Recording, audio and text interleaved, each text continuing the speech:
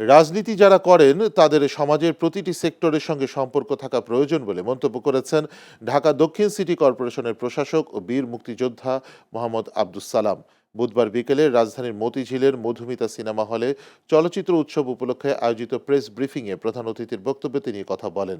আব্দুস সালাম বলেন, রাজনীতি মানেই দেশ ও মানুষকে ভালোবাসা, তাই দেশের নাটক, চলচ্চিত্র ও সংস্কৃতিকেও ভালোবাসতে হবে।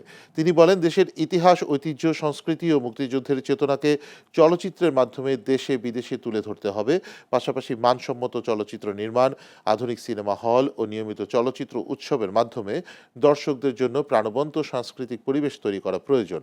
অনুষ্ঠানে চলচ্চিত্র শিল্পী সমিতির সভাপতি শিবা শানু, অভিনেত্রী দিলারা জামান ও মধুমিতা সিনেমা হলের স্বত্বাধিকারী নৌশাদ হোসেন সহ অনেকে উপস্থিত ছিলেন। রাজনীতি যারা করে তারা সমাজের প্রতিটা সেক্টরে বিচরণ করে, প্রতিটা সেক্টরের সাথে তাদের সম্পর্ক থাকতে হয়, প্রতিটা সেক্টরকে সে ভালোবাসে। কারণ রাজনীতি যারা করে তারা দেশকে ভালোবাসে। দেশকে ভালোবাসলে আমার নাটককে ভালোবাসতে হবে, আমার চলচ্চিত্রকে ভালোবাসতে হবে।